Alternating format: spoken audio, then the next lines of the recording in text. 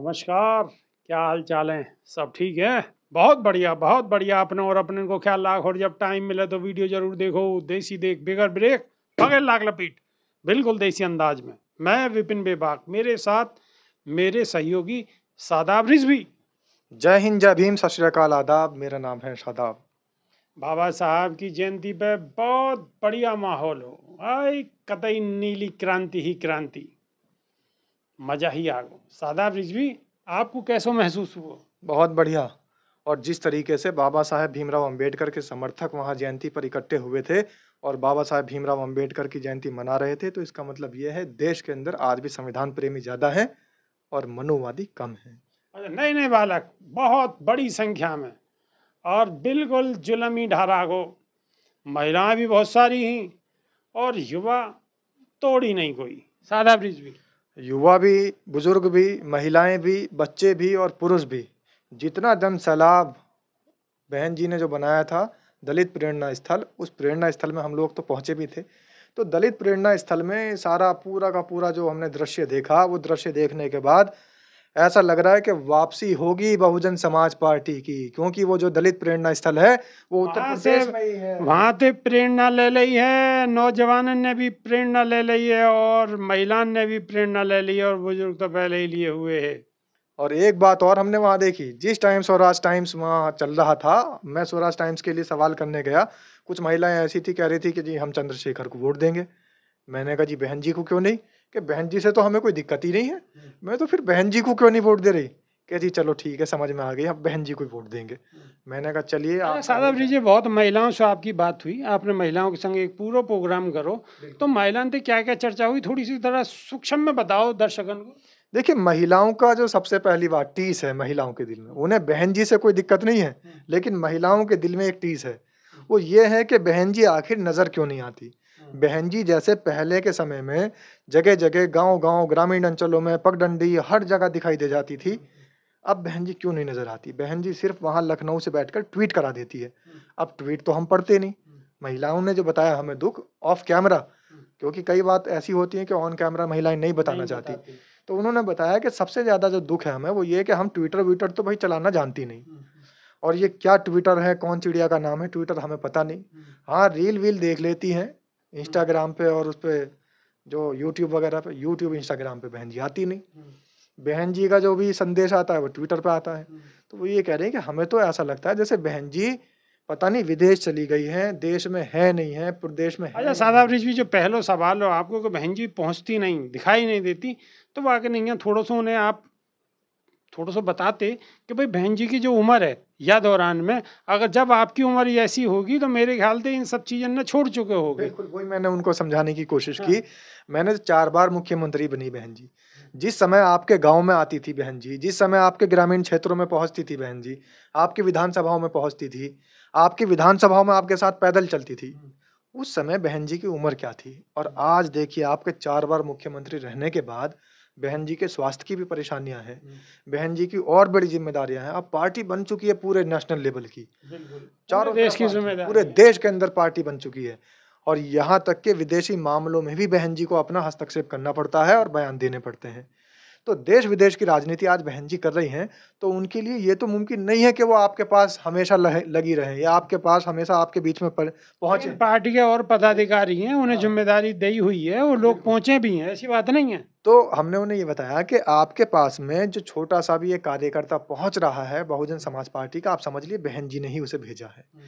वो बहन जी का संदेश वाहक है, बहन जी का संदेश लेके ही आपके पास पहुंचा है। अच्छा, अगर ये बात कह दें कि अगर स्वराज टाइम्स पहुंच रहे हो तो भी तो संदेश वहां ही पहुंच रहे हो। ये भी हमने पूछा उनसे। हाँ। मैंने कहा आप ये बताइए, हम जब बात करते हैं अपने चैनल पे तो हम तो बहन जी के ही लिए बात करते हैं, और हमेशा चैनल जो है अम्बेडकरवादी विचारधारा पर चलता है, हमेशा महात्मा ज्योतिबा फुले की बात होती है।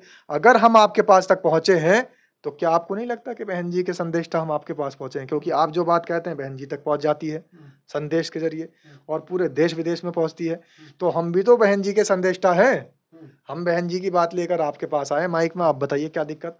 तो उन्होंने बताई फिर कि हमारी दिक्कत यही है कि बहन जी जो है, चलो लखनऊ में बैठी हैं, तो वो जो ये ट्वीट है जो आप बता रहे हो, इसकी एक तो भाषा हमारी समझ में नहीं आती, और ट्वीट के अलावा सोशल मीडिया पर भी उनको एक ऐसी टीम बनानी चाहिए जैसे इंस्टाग्राम पे मोदी जी दिख जाते हैं, जैसे कहीं यूट्यूब पे मोदी जी तुरंत दिख जाते हैं, योगी जी दिख जाते हैं, ऐसे ही बहन जी भी हमें चमकती रहे चारों तरफ, तो हमारे दिल को ठंडक रहेगी। तो उनको कहीं नाराजगी नहीं है, टीस है उनके दिल में।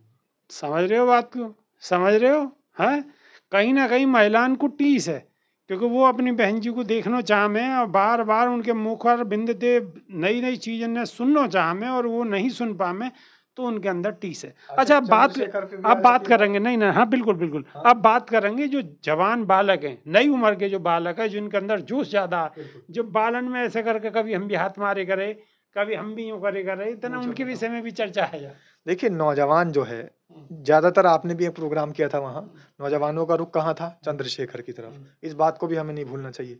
लेकिन हमने जब वहाँ पर पूरा प्रोग्राम किया और कार्यक्रम के बाद जब मेरी ऑफ कैमरा उन बच्चों से बात हुई, तो उनमें से कोई 15 साल का है, 16 साल का है, 17 साल का है, 18 साल का भी है। मैंने कहा भाई आपके वोट बन गए? तो वोट उनके बने नहीं। अब जिनके वोट ना बने हों, चंद्रशेखर आजाद, चंद्रशेखर भाई वो लोग कह रहे हों, तो वोट तो उनका चंद्रशेखर भाई को वैसे भी नहीं जा सकता, क्योंकि वोट उनका बना ही नहीं। अभी वो जोश में है, और जोश में इसलिए हैं क्योंकि उनका भी एक ही दर्द है, यही जो महिलाओं का दर्द है। वो कहते हैं कि जब भी जहां भी कहीं बहुजन समाज के साथ कुछ होता जब है, तो मैंने चंद्रशेखर उनको भाई पहुंचते बिल्कुल, हैं। मैंने जब उनको प्रोग्राम करो तो बात जो नए नए बालक है उनको कहनोगे हो कि हम तो कि चाह में कि बहन जी जो है चंद्रशेखर आजाद को अपने साथ ले लें, दोनों साथ साथ लड़े। लेकिन अब दोनों भी वो बालक हैं, अब बालक अपने हिसाब से सोच रहे हैं, लेकिन अब राजनीतिक मजबूरी है, पार्टी की राजनीतिक मजबूरी है, दोनों की अलग अलग पार्टियां। हालांकि चंद्रशेखर को भी अगर कहें कि वो भाई समाज को काम नहीं कर रहे, ये भी गलत होगा। चंद्रशेखर भी समाज को ही काम कर रहे हैं, बढ़ चढ़ के काम कर रहे हैं। लेकिन हाँ, एक सवाल और फिर मेरे दिमाग में आ गो कि अभी एक आपने सुनो होगो, चंद्रशेखर आजाद को एक पॉडकास्ट हुआ, पॉडकास्ट में बहन जी की कछु बात आई और बहन जी की बात आने पे और फोन मिला दी गो बहन जी के ऑफिस को, और जो ऑफिस को बहन जी के ऑफिस को फोन मिलायो, तो ये बात कछु अटपटी सी लगी। भाई एक बार अगर बहन जी ऐसे कहना कि बिल्कुल वहाँ ठल हुआ बैठी हैं, कोई काम ही ना हो उन पे, और कभी फोन के इंतजार में बैठी हैं, और आप बस एक जाके कहीं प्रोग्राम करते हुए वहाँ ऐसे करके फोन मिला दोगे और सीधा बहन जी फोन उठा लेंगी, तो ये कछु बात जो है जमी नहीं, अच्छी मतलब शोभनीय बात नहीं आई। हमें तो बात अच्छी नहीं लगी। आपको कैसी लगी? आप कमेंट के माध्यम से यहाँ पे अपनी प्रतिक्रिया जरूर देंगे।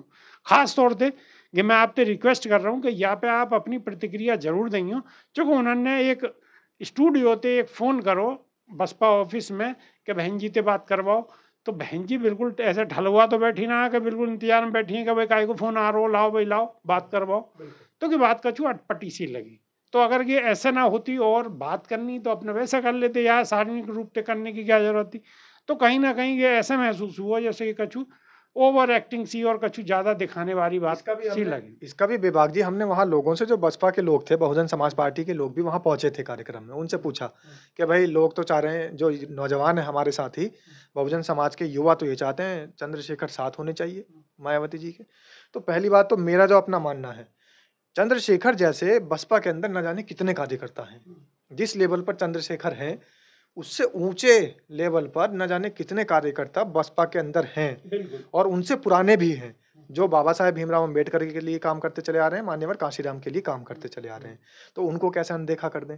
जो पुराने कार्यकर्ता हैं और चंद्रशेखर से ऊंचे लेवल के कार्यकर्ता हैं, तो बहन जी उनको सबको अनदेखा कर कर चंद्रशेखर को कैसे ऊपर बिठा देंगी? क्योंकि बहन जी हमेशा से लोगों की मेहनत देखती है, लोग मेहनत कितना करते हैं। चंद्रशेखर उनके सामने कहीं से कहीं तक नहीं टिक पाएंगे, जो बसपा के अंदर पुराने कार्यकर्ता हैं, जिन्होंने अपनी जिंदगी पूरी लगा दी बहुजन समाज के लिए।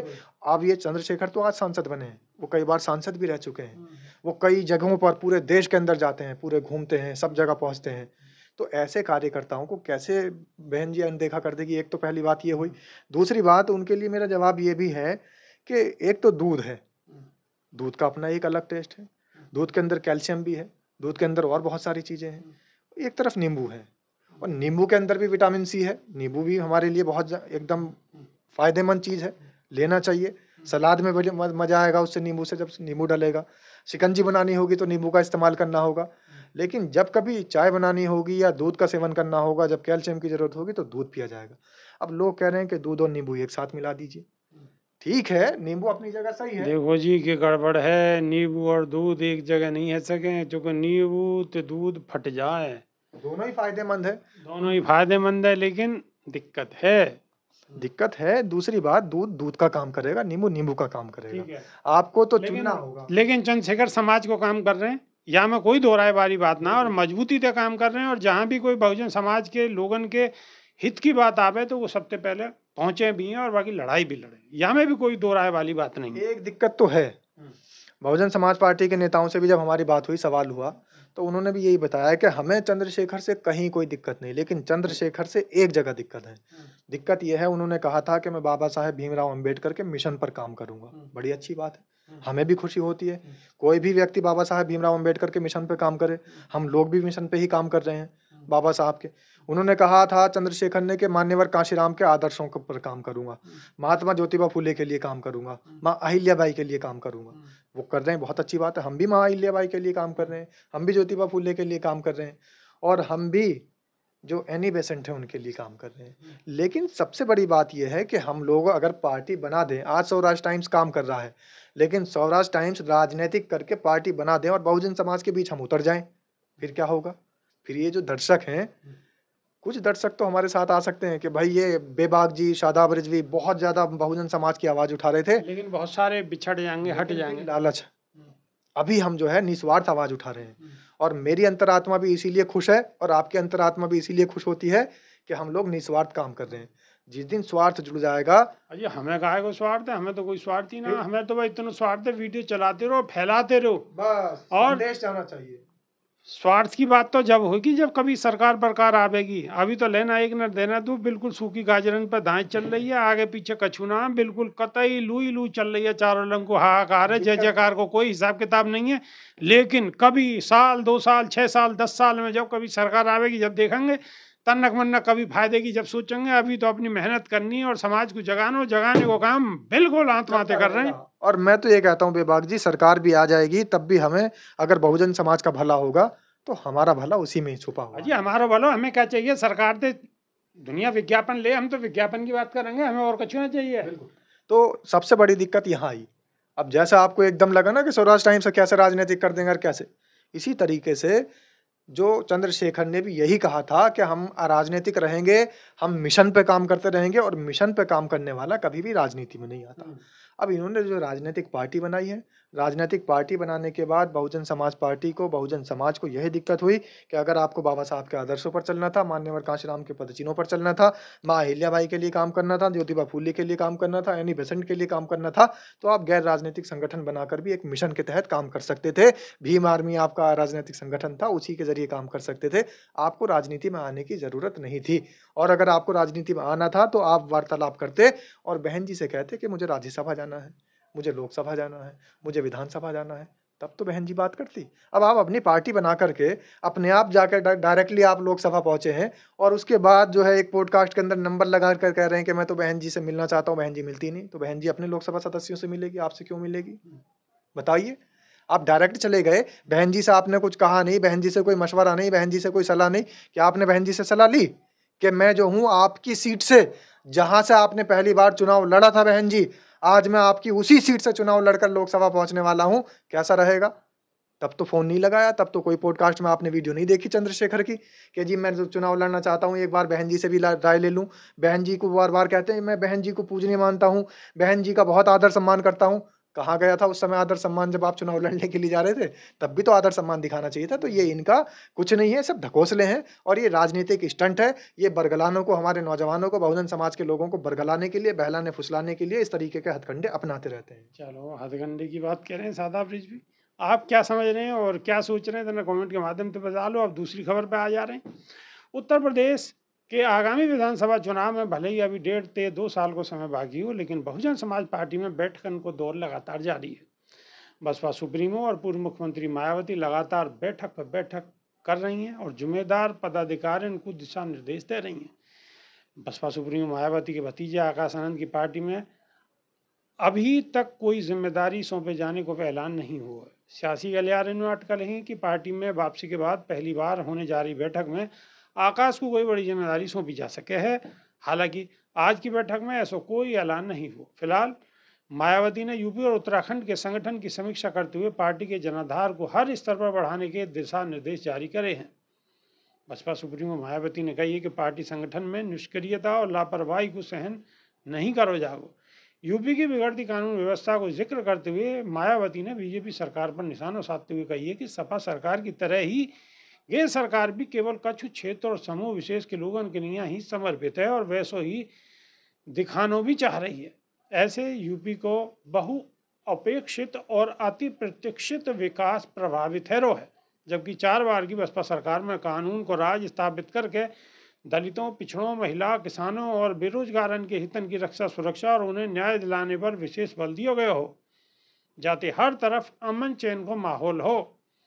बसपा सुप्रीमो मायावती ने नसीहत देते हुए कही है कि यूपी और उत्तराखंड की बीजेपी सरकार को भी धर्म को कर्म के बजाय कर्म को धर्म मानकर काम करे। या में ही जन और देश हित पूरी तरह से निहित है। उन्होंने कही है कि दलित समाज के वोटन की खातिर बाबा साहब की जयंती मनाने और उन्हें याद करने की होड़ मची रही, लेकिन ऐसे समय में भी उनकी प्रतिमान को अनादर और उनके अनुयायियों को प्रताड़ित करने और हत्या जैसी वारदात हुई हैं। ऐसे कि साबित है कि इन बीएसपी विरोधी पार्टी में बाबा साहब के प्रति आदर, सम्मान, निष्ठा और ईमानदारी राजनीति से प्रेरित छलावा है। साथ ही बसपा सुप्रीमो मायावती ने कही है कि यूपी और उत्तराखंड में द्वेष और विभाजन की संकीर्ण राजनीति खत्म होनी चाहिए। लोगों को जोड़ने वाली कर्म ही धर्म की सही संवैधानिक राजनीति के जरिए जन और देश हित में काम करना चाहिए। वहीं बैठक में बसपा सुप्रीमो मायावती ने ट्रम्प टैरिफ गेम को भी संज्ञान लिया है। मायावती ने कही है कि देश के करोड़ों गरीबों, बहुजनों की महंगाई, बेरोजगारी की विशेष समस्या चिंतनीय है, जाको सरकार को अपने नीति बनाते समय जरूर खास ध्यान रखना चाहिए। ऐसे अकस्मात आए नए आर्थिक चैलेंज को सामना करते हुए इस समय भारत को अपने आत्मसम्मान पर कई प्रकार का कोई आंच न आने देना चाहिए। यही सरकार ते जन अपेक्षा है। ऐसे में भारत की जनता के हित को प्रथम रखकर ही फैसला करो जानो देश हित में बेहतर होगा। संकीर्ण राजनीति को त्याग के केंद्र सरकार को कंधे देते कंधों मिलाकर सहयोग करने की पहल जरूर करनी चाहिए। तभी विपक्ष को भी दलीय राजनीति से ऊपर उठकर व्यापक देश हित में केंद्र को सहयोग करने के नहीं मजबूर होना पड़ेगा। सादा ब्रिज भी देखिए, आकाश आनंद की बात ये लोग करते हैं और ये वो लोग आकाश आनंद की बात करते हैं कि पार्टी में उनको अभी जिम्मेदारी नहीं दी गई, अभी पार्टी में उनका कोई जिम्मेदारी का ऐलान नहीं किया गया। लेकिन वो ये लोग भूल जाते हैं कि जो पार्टी के अंदर आकाश आनंद को लिया गया या बहुजन समाज पार्टी का एक गहरा इतिहास रहा है, पुराना इतिहास रहा है कि जो लोग कार्य करने वाले हैं उनको कभी भी अनदेखा नहीं किया जाता। ये भारतीय जनता पार्टी की तरह लाल कृष्ण आडवाणी जैसे सब कुछ थे, उनके जो है वो खेवनहार थे, लेकिन खेवनहार आज कहाँ है? मुरली मनोहर जोशी आज कहाँ है? जो बड़े बड़े वरिष्ठ नेता थे उनको ठिकाने लगाने का काम भारतीय जनता पार्टी में रहा है, उन्हीं का चलन है। बहुजन समाज पार्टी में तो जिसने भी काम किया है, जो भी मेहनत करता चला है, चाहे वो पारिवारिक सदस्य हो चाहे बाहरी व्यक्ति हो, उसको अनदेखा नहीं किया गया। और बहन कुमारी मायावती का एक इतिहास रहा है कि जो भी बाबा साहेब भीमराव अंबेडकर के आदर्शों पर चलने वाला व्यक्ति है उसको पार्टी में जिम्मेदारी भी दी जाती है और कई बार परीक्षाएं भी उसकी लेती हैं बहन जी, क्योंकि बहन जी ने बड़ा मेहनत के साथ, बहुत परिश्रम के साथ अपने खून पसीने से सींच के इस पार्टी को खड़ा किया है और अंबेडकरवादी विचारधारा को आगे बढ़ाती चली आ रही है। तो ऐसे ही नहीं तुरंत एकदम ऐलान कर दिया जाता। कई बार जब देख रहे हो ना कि बहुत सारे लोग सवाल उठा रहे हैं, कभी आकाश आनंद अंदर है, कभी आकाश आनंद बाहर है, कभी आकाश आनंद अंदर है, कभी बाहर है, तो ये बहन जी की कसौटी पर जब तक कोई व्यक्ति खरा नहीं उतरता तो ऐसे उसको अंदर बाहर के चक्कर भी बहन जी कटवा देती हैं। जिस दिन बहन जी को लगेगा कि मेरी कसौटी पर ये खरे उतरने वाले व्यक्ति हैं तो उसको जिम्मेदारी सौंपी जाएगी और वो जिम्मेदारी जो होगी वो फिर लाइफ टाइम जिम्मेदारी होगी। बहन जी की कसौटी पे खरा उतरने के बाद लाइफ टाइम जिम्मेदारी होगी। तो आप सब लोग जो न्यूज़ सोच रहे हैं कि अभी आकाश आनंद को जिम्मेदारी नहीं मिली है, तो समय आन दो, जिम्मेदारी मिलेगी और बहुत बड़ी मिलेगी। अभी थोड़ा सो घूमन दो। हाँ, भाजपा की तरह जो है मुरली मनोहर जोशी और लाल कृष्ण आडवाणी जैसे नहीं, थोड़ा सा इंतजार करो, बिल्कुल सब काम होंगे। तो अभी का नहीं है, सिर्फ इतना ही। नई वीडियो में फिर रूबरू होंगे। बहुत बहुत शुक्रिया, धन्यवाद, नमस्कार। जय भीम, जय संविधान। देसी देख बिगड़ बिरेक फगल लाग लपेट, बिल्कुल देसी अंदाज में। बहुत बहुत धन्यवाद, नमस्कार।